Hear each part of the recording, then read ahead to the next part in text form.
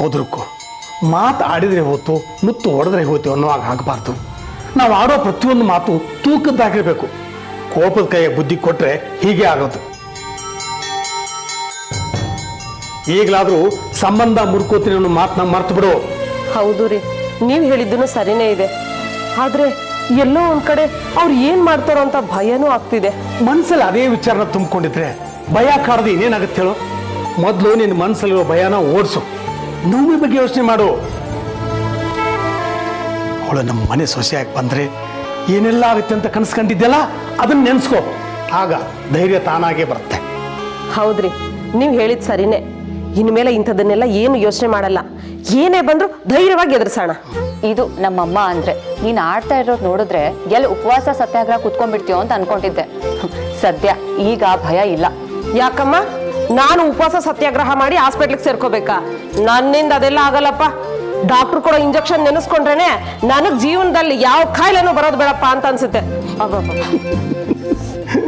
ಈ ಸಂತೋಷನ ಕಣೆ ನಾವು ನೋವಿಗೆ ಕೊಡ್ಬೇಕಾಗಿರೋದು. ಈಗ ಅವಳಿಗೆಲ್ಲ ಅರ್ಥ ಆಗಿರುತ್ತೆ. ಅವಳೇನು ತೀರ್ಮಾನ ಮಾಡ್ತಾಳೋ ಮಾಡಲಿ, ನಾವು ಸಪೋರ್ಟ್ ಮಾಡೋಣ. ಒಟ್ಟಿನಲ್ಲಿ ಅವಳ ತಾಯಿ ಇಬ್ರು ಸಂತೋಷವಾಗಿದ್ರೆ ಅಷ್ಟೇ ಸಾಕು. ಹೌದು ರೀ, ನನಗೂ ಅದೇ ಬೇಕಾಗಿರೋದು. ಒಟ್ಟಿನಲ್ಲಿ ನಮ್ಮ ಚಿರು ನವಮಿ ಸುಖವಾಗಿರ್ಬೇಕು. ಆ ನವಮಿ ಅವರ ಅಮ್ಮನಿಗೂ ಒಂದು ಒಳ್ಳೆ ಜೀವನ ಸಿಗ್ಬೇಕು ಅನ್ನೋದೇ ನನ್ನ ಆಸೆ. ಅದಕ್ಕೆ ಇನ್ನು ಮುಂದೆ ಈ ಸಂಬಂಧ ಮುಡ್ಕೊಳ್ಳೋದ್ರ ಬಗ್ಗೆ ನಾನು ಏನು ಮಾತಾಡಲ್ಲ.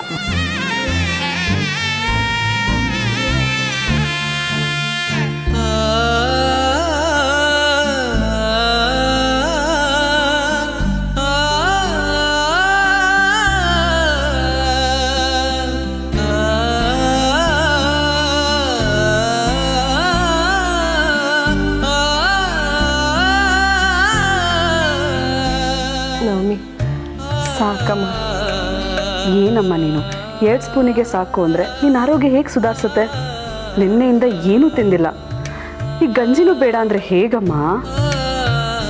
ಇಲ್ಲಮ್ಮ, ಯಾಕೋ ಸಾಕು ಅನಿಸ್ತಿದೆ, ಬೇಡ. ಅಮ್ಮ, ನೀವು ಆ ರೀತಿ ಹೇಳೋ ಹಾಗೆ ಇಲ್ಲ. ಡಾಕ್ಟರ್ ಹೇಳಿದ್ದಾರೆ ಇಂಥ ಸಂದರ್ಭದಲ್ಲಿ ಏನಾದ್ರು ತಿಂದರೆ ಬೇಗ ಹುಷಾರಾಗ್ಬೋದು ಅಂತ. ನಿನ್ನ ಮುಖದಲ್ಲಿ ಇನ್ನೂ ಸುಸ್ತು ಕಾಣ್ತಾ ಇದೆ. ನೀನು ಹುಷಾರಾಗಿದ್ದೀನಿ ಅಂದರೆ ನಾವು ನಂಬಿಡೋಕ್ಕಾಗತ್ತಾ? ನೋಡು, ನೀನು ಇನ್ನೆರಡು ದಿವಸದಲ್ಲಿ ನೀನು ಪೂರ್ತಿ ಹುಷಾರಾಗಿ ಮುಂಚಿನ ಥರ ಓಡಾಡಬೇಕು, ಗೊತ್ತಾಯ್ತಾ?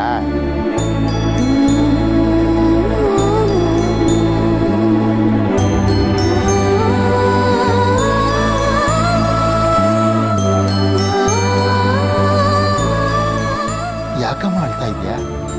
ನಾನೇನಾದ್ರು ತಪ್ಪು ಮಾತಾಡಿದ್ನಾ? ಇಲ್ಲ ಮಾವ, ನನ್ನಿಂದ ಎಂಗೇಜ್ಮೆಂಟ್ ಹಾಳಾಗೋಯ್ತಲ್ಲ. ನಾನು ಬೀಗ್ರಿಗೆ ಹೇಗೆ ಮುಖ ತೋರಿಸ್ಲಿ? ಅವ್ರು ನನ್ನ ಬಗ್ಗೆ ಏನು ಅನ್ಕೋತಾರೆ, ಎಷ್ಟು ಬೇಜಾರು ಮಾಡ್ಕೋತಾರೆ. ಅಮ್ಮ, ಹಾಗೆಲ್ಲ ಯೋಚನೆ ಮಾಡಬೇಡಿ. ಅವ್ರಿಗೆ ನಿಮ್ಮ ಆರೋಗ್ಯ ಮುಖ್ಯ. ಎಂಗೇಜ್ಮೆಂಟು ಇವತ್ತಲ್ಲ ನಾಳೆ ಮಾಡ್ಕೋಬೋದು. ಇಷ್ಟಕ್ಕೆಲ್ಲ ಯಾಕೆ ಫೀಲ್ ಮಾಡ್ಕೋತೀರಾ? ಆದರೂ ಎಲ್ಲರ ಸಂತೋಷನೂ ಕಿತ್ಕೊಂಡ್ಬಿಟ್ಟೆ ಅನ್ನೋ ನೋವು ನನ್ನನ್ನು ಕಾಡ್ತಾ ಇದೆ. ಇದೆಲ್ಲ ನನ್ನ ಜೀವನದಲ್ಲೇ ಯಾಕೆ ನಡೀತಿದೆ ಅಂತ ಅರ್ಥ ಆಗ್ತಾ ಇಲ್ಲ. ಅಮ್ಮ, ಯಾಕಾಗ ಅನ್ಕೊಂತೀಯ? ಕೆಲವೊಂದ್ಸಲಿ ನಮ್ಮ ತಪ್ಪಿಲ್ಲ ಅಂದರೂ ನಾವು ಶಿಕ್ಷೆ ಅನುಭವಿಸ್ಬೇಕಾಗತ್ತೆ. ಈಗಾಗಿರೋದು ಅದೇ ತಪ್ಪು, ಮಾಡಿರೋದೇ ಯಾರೋ, ಶಿಕ್ಷೆ ಅನುಭವಿಸ್ತಿರೋದು ನೀನು.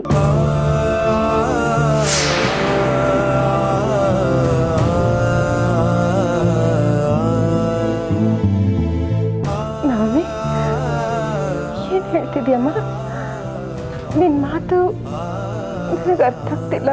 ಆರ್ತಿ, ಅದನ್ನೆಲ್ಲ ಬಿಡು. ಮೊದಲು ನೀನು ಈ ಗಂಜಿ ಪೂರ್ತಿ ಕುಡಿ. ಇಲ್ಲದೇ ಇದ್ರೆ ಇನ್ನೂ ಹೆಚ್ಚು ಸುಸ್ತಾಗುತ್ತೆ ಅಷ್ಟೇ.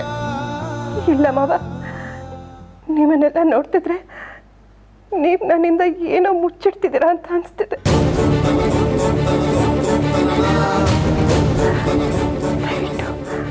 ದಯವಿಟ್ಟು ಅದೇನು ಅಂತ ಹೇಳಿ. ಅಮ್ಮ, ಅದ್ರಲ್ಲಿ ಮುಚ್ಚಿಡೋದೇನಿದೆ ಅಮ್ಮ? ಯಾರೋ ಮಾಡೋ ತಪ್ಪಿಗೆ ನೀನು ಶಿಕ್ಷೆ ಅನುಭವಿಸ್ತಿದ್ಯಾ ಅಂದರೆ ಅದರಲ್ಲಿ ಏನು ತಪ್ಪಿದೆ? ಈಗ ಆಗ್ತಿರೋದು ಅದೇ ತಾನೇ. ಯಾರೋ ಮಾಡಿದ ತಪ್ಪು ಅಂದರೆ ಏನರ್ಥ? ಅಮ್ಮ, ನೀವು ಸುಮ್ಮನೆ ಟೆನ್ಷನ್ ಹಾಕೋಗ್ಬೇಡಿ. ನೀವು ಇದ್ರ ಬಗ್ಗೆ ಎಲ್ಲ ತಲೆ ಕೆಡ್ಸ್ಕೊಳಕ್ಕೆ ಹೋಗ್ಬೇಡಿ. ಮೊದಲು ನೀವು ಹುಷಾರಾಗೋದು ನೋಡಿ. ನಿಮ್ಗೊಂದು ವಿಷಯ ಗೊತ್ತಾ? ನೀವು ಇವತ್ತು ಈ ರೀತಿ ಎತ್ಕೊಂಡ್ಕೊಳ್ಳೋಕ್ಕೆ ಯಾರು ಕಾರಣ ಅಂತ? ಯಾರು?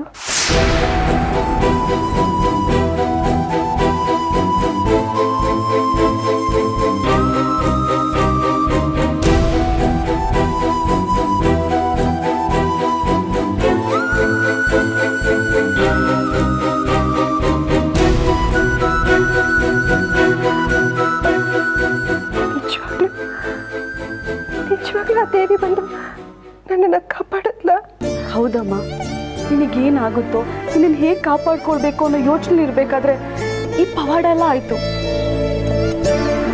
ಹೌದಮ್ಮ, ನೀನು ಮಾಡಿದ ಪೂಜೆ ಪುನಸ್ಕಾರಗಳು ಈ ರೂಪದಲ್ಲಿ ಬಂದು ನಿನ್ನನ್ನು ಕಾಪಾಡೋದು.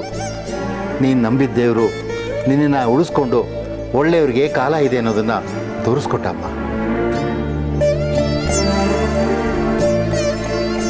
ಒಳ್ಳೆಯವ್ರಿಗೆ ಕಾಲ ಇದೆ ಅಂತ ಗೊತ್ತಾಯ್ತಮ್ಮ, ಆದರೆ ಕೆಟ್ಟವ್ರಿಗೆ ಕಾಲ ಇಲ್ಲ ಅನ್ನೋದು ನಾನು ತೋರಿಸ್ತೀನಿ.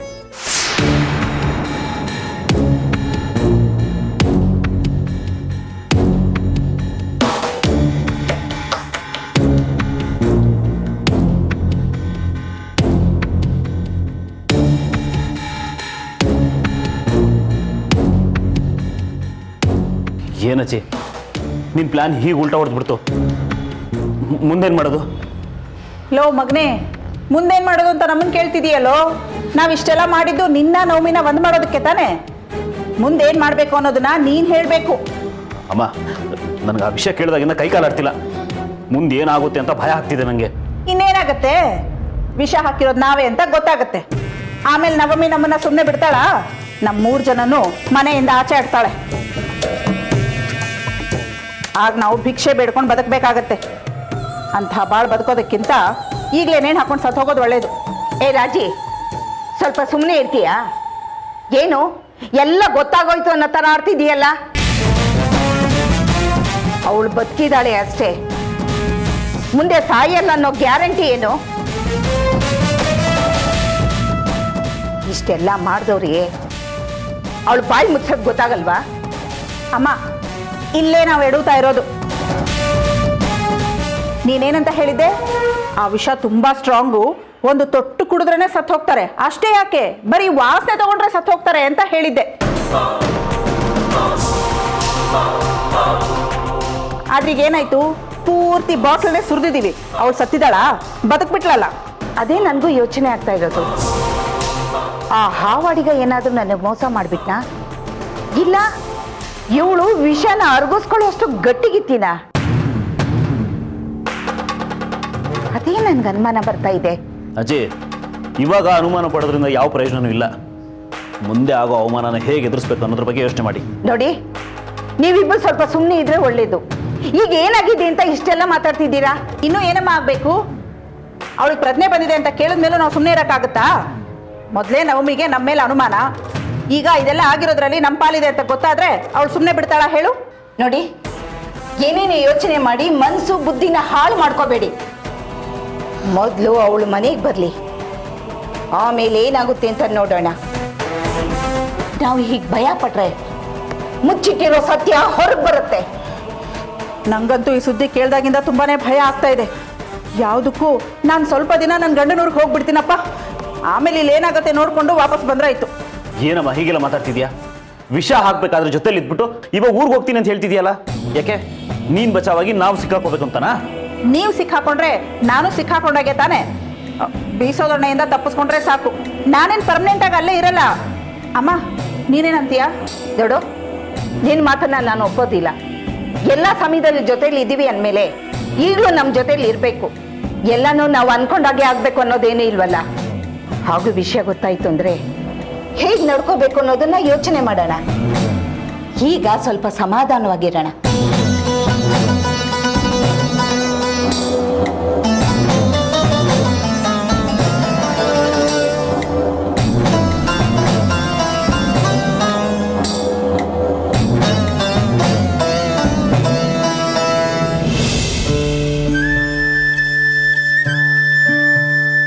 ಅಮ್ಮ, ನಾನೊಂದು ಮಾತು ಕೇಳ್ತೀನಿ, ನಿಜ ಹೇಳು.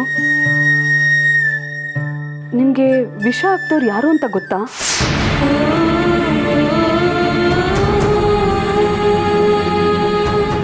ಏನು ವಿಷನ? ವಿಷ ಹಾಕಿದ್ರ? ಏನು ಹೇಳ್ತಿದ್ಯಾ ನೀನು? ನನ್ನ ಹತ್ರ ಯಾವ ವಿಷಯನೂ ಮುಚ್ಚಿಡ್ಬೇಡ. ಅವತ್ತು ಎಂಗೇಜ್ಮೆಂಟ್ ದಿವಸ ಏನಾಯಿತು ಅಂತ ಕರೆಕ್ಟಾಗಿ ಹೇಳು. ನವಮಿ, ಏನೇನೋ ಮಾತಾಡ್ತಿದ್ಯಾ? ಯಾಕಮ್ಮ, ಏನಾಯ್ತು ನಿನಗೆ? ಯಾರು ನನಗೆ ವಿಷ ಹಾಕ್ತಾರೆ ಹೇಳು? ಅವತ್ತು ನಾನು ಉಪವಾಸ ಇದ್ದೆ, ಅದಕ್ಕೆ ಏನೋ ಹೆಚ್ಚು ಕಡಿಮೆ ಆಗಿರಬೇಕು. ಅದಕ್ಕೆ ಏನೇನೋ ಯಾಕೆ ಯೋಚನೆ ಮಾಡ್ತೀಯ ನೀನು? ಅಮ್ಮ, ನೀನು 2 ದಿವಸ ಹೇಗಿದ್ಯಾ ಅನ್ನೋದು ನನಗೆ ಗೊತ್ತು. ಡಾಕ್ಟ್ರು ಕೂಡ ಪ್ರಜ್ಞೆ ಬರೋವರೆಗೂ ಏನೂ ಹೇಳೋದಕ್ಕಾಗಲ್ಲ ಅಂದರು. ನಿಮ್ಮ ಮೈಯಲ್ಲಿ ಅಂಥ ವಿಷ ಸೇರಿತ್ತಮ್ಮ. ನೀನು ಬದುಕು ಬಂದಿರೋದೇ ಹೆಚ್ಚು.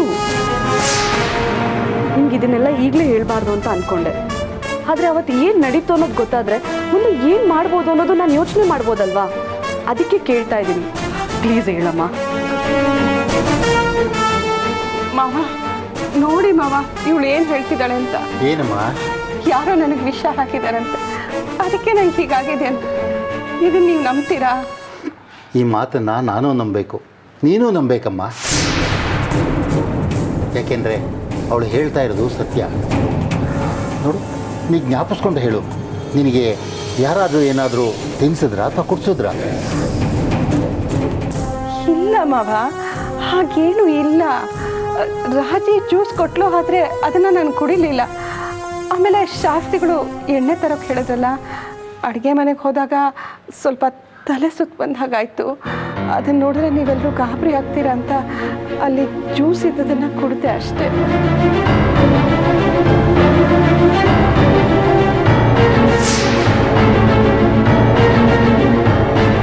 ಅದನ್ನ ಯಾಕೆ ವಾಪಸ್ ತೊಗೊಂಡೋಗ್ತಿದ್ದೀರಾ? ಕೊಡಿ, ನಾನು ಕುಡಿತೀನಿ.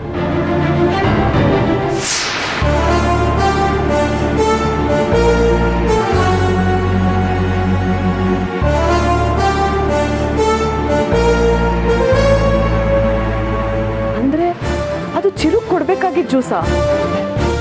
ಅವ್ರ ಪ್ಲಾನ್ ಇದ್ದಿದ್ದು ಚಿರುಗ್ ತೊಂದರೆ ಮಾಡಬೇಕು ಅಂತನಾ? ಇಲ್ಲ ನವಮಿ, ನನಗೆ ತೊಂದರೆ ಕೊಡೋ ಆಗಿದ್ರೆ ಆ ಜ್ಯೂಸ್ನ ನನಗೆ ಕೊಡ್ತಿದ್ರು. ಯಾಕೆ ಕೊಡಲಿಲ್ಲ? ಇದು ಅಮ್ಮಂಗೆ ತೊಂದರೆ ಕೊಡಬೇಕು ಅಂತಲೇ ಈ ರೀತಿ ಮಾಡಿರೋದು. ಹಾಗಾದ್ರೆ ಇದು ಖಂಡಿತ ಮನೆಯವ್ರದೇ ಕೆಲಸ.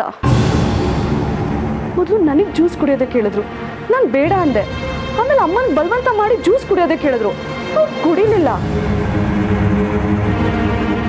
ಹಾಗಿದ್ರೆ ಗೋವಿಂದ್ ಮಾವ ಜ್ಯೂಸ್ ಕುಡಿದ್ರಲ್ಲ, ಅವ್ರಿಗೇನೂ ಆಗಲೇ ಇಲ್ಲ. ನೋಡಿದ್ಯಾ ನವಮಿ, ಅವ್ರಿಗೇನು ಆಗಿಲ್ಲ ಅಂದರೆ ಜ್ಯೂಸಲ್ಲಿ ವಿಷ ಇರಲಿಲ್ಲ ಅಂತ ಅರ್ಥ ತಾನೆ. ಯಾಕೇನೇನು ಯೋಚನೆ ಮಾಡ್ತೀರಾ? ನೋಡಿ, ಆಗಿದ್ದು ಆಗ ಹೋಯ್ತು. ಅದ್ರ ಬಗ್ಗೆ ಯಾರೂ ಮಾತಾಡೋದು ಬೇಡ. ಸುಮ್ಮನೆ ಯಾರ್ಯಾರ ಮೇಲೂ ಅನುಮಾನ ಪಟ್ಟು ಯಾರಿಗೂ ಮುಜುಗರ ಆಗೋ ಹಾಗೆ ಮಾಡೋದು ಬೇಡ. ನೋಡು ನವಮಿ, ಒಬ್ರಿಗೆ ಸಂತೋಷ ಕೊಡೋದು ಎಷ್ಟು ಮುಖ್ಯನೋ, ದುಃಖ ಕೊಡದೇ ಇರೋ ಹಾಗೆ ಮಾಡೋದು ಅಷ್ಟೇ ಮುಖ್ಯ. ಈ ನಿನ್ನ ಒಳ್ಳೆ ಮನಸ್ಸಿಗೆ ಏನು ಹೇಳಬೇಕೋ ಗೊತ್ತಾಗ್ತಾ ಇಲ್ಲ. ನಿನಗೆ ಕೇಡು ಬಯಸಿದವ್ರಿಗೆ ನೀನು ಒಳ್ಳೆಯದನ್ನು ಮಾಡಬೇಕು ಅಂತೆಲ್ಲ, ಈ ನಿನ್ನ ಗುಣಕ್ಕೆ ಆ ದೇವ್ರು ಕೂಡ ತಲೆ ಬಾಗಲೇಬೇಕು.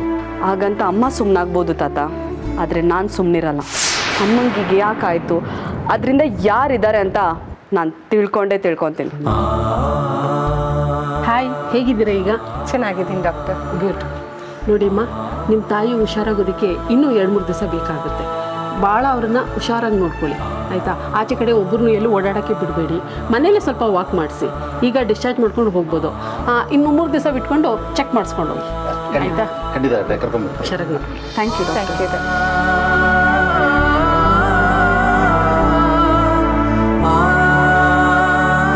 ನವಮಿ, ನಾನು ಹೋಗಿ ಬಿಲ್ ಪೇ ಮಾಡಿ ಬರ್ತೀನಿ. ಎಲ್ಲ ಪ್ಯಾಕ್ ಮಾಡ್ಕೊ. ಅಂತೂ ನೀನು ಮನೆಗೆ ಬರ್ತಾ ಇರೋದು ತುಂಬ ಖುಷಿ ಆಗ್ತಾ ಇದೆಯಪ್ಪ. ನಿನಗೆ ಆರತಿ ಮಾಡಿ ಒಳಗೆ ಕರ್ಕೊಳ್ಬೇಕು ಹೇಳ್ತೀನಿ ಇರು. ಅಯ್ಯೋ ಮಾವ, ಅದೆಲ್ಲ ಏನು ಬೇಡ. ನೀನು ಸಾವನ್ನ ಗೆದ್ದು ಮನೆಗೆ ಬರ್ತಾ ಇದೆಯಾ, ನಿನ್ನನ್ನು ಹಾಗೆ ಬರ್ಮಾಡ್ಕೊಳಕ್ಕೆ ಸಾಧ್ಯನಾ? ಆರತಿ ಮಾಡೇ ಒಳಗೆ ಕರ್ಕೊಳ್ಳೋದು. ಹಾಂ ನವಮಿ, ನಾನು ಈಗಲೇ ಅವ್ರಿಗೆ ಫೋನ್ ಮಾಡಿ ಹೇಳ್ತೀನಿ. ಅಲ್ಲಮ್ಮ ನವಮಿ, ಏನಿದೆಲ್ಲ? ಅಮ್ಮ, ಇಷ್ಟು ದಿನ ನಡೆದಿದ್ದು ಬೇರೆ, ಇನ್ನು ಮುಂದೆ ನಡೆಯೋದೇ ಬೇರೆ. ನಿನ್ನ ಜೀವನದಲ್ಲಿ ಇವತ್ತಿಂದ ಹೊಸ ಅಧ್ಯಾಯ ಶುರುವಾಗುತ್ತೆ.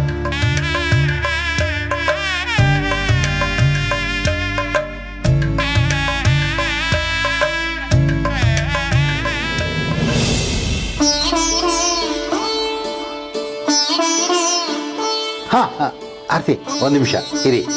ಆರತಿ ಮಾಡಿದ್ಮೇಲೆ ಒಳಗೆ ಬಾ. ಏನು ಮಾವ ನೀವು, ನಾನು ಏನು ಸಾಧನೆ ಮಾಡಿದ್ದೀನಿ ಅಂತ ಆರತಿ ಮಾಡಿ ಒಳಗಡೆ ಕರ್ಕೊತಿದ್ದೀರಾ? ನಾನು ಹಾಗೆ ಬರ್ತೀನಿ. ಬೇಡಮ್ಮ, ಅದು ಹಾಗಲ್ಲ. ನೀನು ಆಸ್ಪತ್ರೆಯಲ್ಲಿ ಇದ್ದಾಗ ನಿನಗೆ ಏನಾಗುತ್ತೋ ಏನೋ ಅನ್ನೋ ಭಯ ನಮ್ಮೆಲ್ರಿಗೂ ಇತ್ತು.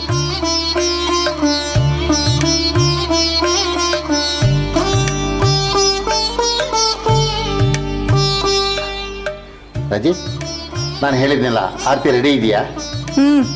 ರೆಡಿ ಇದೆ. ಮತ್ತೆ ಮುಖ ಏನು ನೋಡ್ತಾ ನಿಂತಿದ್ಯಾ? ನಾ ಹೇಳೋರ್ಗು ತರಬಾರ್ದ? ಹೋಗಿ ತೊಗೊಂಡೋಗು.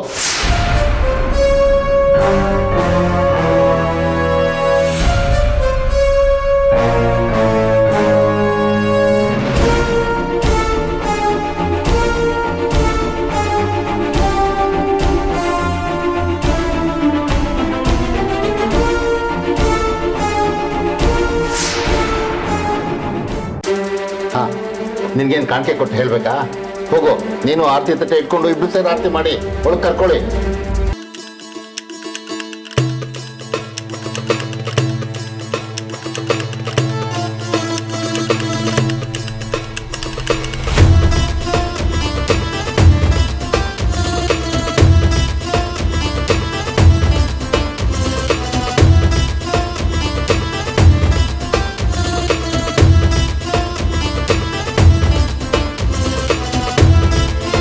ಆರತಿ, ಒಳಗೆ ಬಾಮ್ಮ. ಬನ್ನಿ.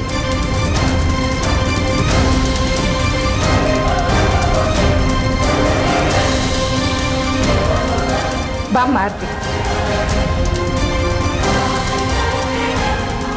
ನಿಧಾನ ಕೂತ್ಕೊಮ್ಮ. ಅಯ್ಯೋ ನವಮಿ, ಆರತಿನ ಯಾಕಮ್ಮ ಇಲ್ಲಿ ಕೂಡಿಸಿದೆ? ಅವಳು ರೂಮಿಗೆ ಕರ್ಕೊಂಡೋಗು, ಅವಳು ಸ್ವಲ್ಪ ರೆಸ್ಟ್ ತಗೊಳ್ಳಿ. ಹೌದಮ್ಮ ನವಮಿ, ಆರತಿ ತುಂಬ ಸುಸ್ತಾಗಿದ್ದಾಳೆ. ದೇವ್ರ ದಯದಿಂದ ಹುಷಾರಾಗಿ ಬಂದಿದ್ದಾಳೆ, ಅಷ್ಟೇ ಸಾಕು. ನಾವು ದೇವ್ರಿಗೆ ತುಪ್ಪದ ದೀಪ ಹಚ್ಚಿದ್ದಕ್ಕೂ ಸಾಕಾಯಿತು. ಓ ಹೌದಾ ಅಜ್ಜಿ? ಹಾಗಂತ ನೀವು ಯಾವತ್ತೂ ತುಪ್ಪದ ದೀಪ ಎಲ್ಲ ಹಚ್ಚೋಲ್ವಲ್ಲ? ಯಾಕಂದ್ರೆ ಅಮ್ಮ ಬದುಕು ಬರೋದು ನಿಮಗೆ ಬೇಕಾಗಿರ್ಲಿಲ್ಲ, ಸಾಯ್ಲಿ ಅಂತ ತಾನೇ ಇಷ್ಟೆಲ್ಲ ಮಾಡಿದ್ದು.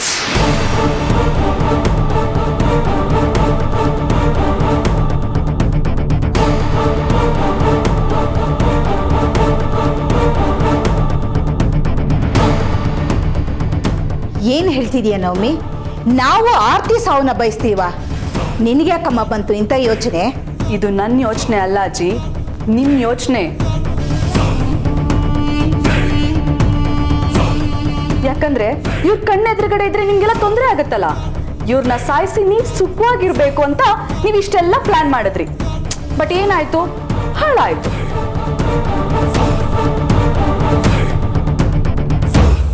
ಆದ್ರೂ ಅದನ್ನ ಮುಖದಲ್ಲಿ ತೋರಿಸ್ಕೊಳ್ದೆ ತುಪ್ಪದ ದೀಪ ಹಚ್ತೆ ಅಂತ ಹೇಳಿದ್ರಲ್ಲ, ಇದನ್ನ ನಾನು ನಂಬೇಕು. ಇಲ್ಲ ನವಮಿ, ನಾವು ಆ ಥರ ಬಯಸೋರಲ್ಲ. ಆರತಿ ಚೆನ್ನಾಗಿರ್ಬೇಕು, ನಿನ್ನ ಮದುವೆ ನೋಡಬೇಕು, ನಿನ್ನ ಮಕ್ಕಳ ಜೊತೆ ಆಟ ಆಡಬೇಕು ಅನ್ನೋದೇ ನಮ್ಮ ಆಸೆ. ನಮ್ಮ ನೀನು ನೋಡಿದ್ರೆ ಬಾಯಿ ಬಂದಾಗೆಲ್ಲ ಮಾತಾಡ್ತಿದ್ದೀಯಲ್ಲ. ಹೌದಜ್ಜಿ, ನನಗೆ ಬೇರೆ ಕೆಲ್ಸಗಳಿಲ್ಲಲ್ಲ, ಅದಕ್ಕೆ ನಾನು ಏನೇನೋ ಅನ್ಕೊಂಡು ನಿಮ್ಮ ಮೇಲೆ ಹೇಳ್ತಾ ಇದ್ದೀನಿ.